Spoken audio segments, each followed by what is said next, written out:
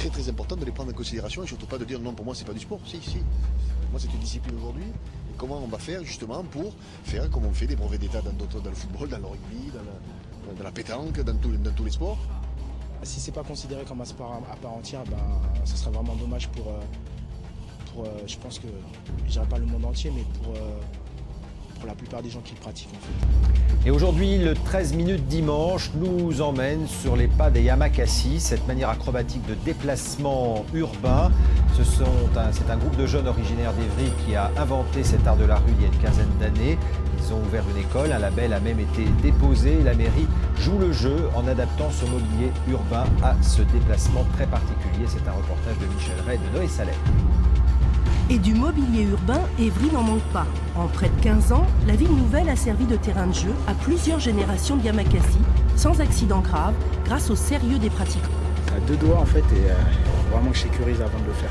Je ne peux pas me permettre de le faire comme ça, parce que je dois le faire là dans le vide et je ne peux pas me permettre de le rater une seule fois ici. Ils ont été popularisés par le film Yamakasi, écrit par Luc Besson. Depuis, cet art de déplacement urbain n'en finit plus de faire de nouveaux adeptes. Et pourtant, impossible de savoir combien ils sont, car cette pratique libre échappe à tout cadre national.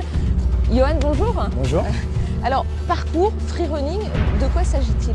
Alors en fait c'est une pratique, c'est très simple, c'est courir, sauter et faire des acrobaties et se servir de l'espace urbain pour pratiquer en fait. Et vous faites partie de ceux qui ont eu la chance d'être formés par les meilleurs?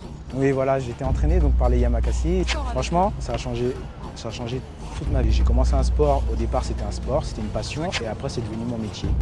On les a vus dans des films de Luc Besson, Taxi 2 ou celui qu'il leur avait consacré, Yamakasi. Aujourd'hui, c'est le théâtre que ces pros de l'art du déplacement envahissent. Des mouvements agiles, rapides, précis.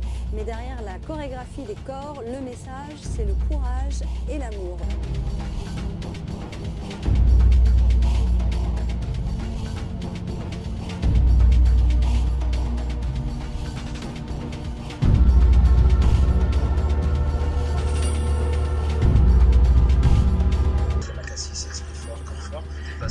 Voilà, c'est ça. Et donc forcément, se dire, je peux aller plus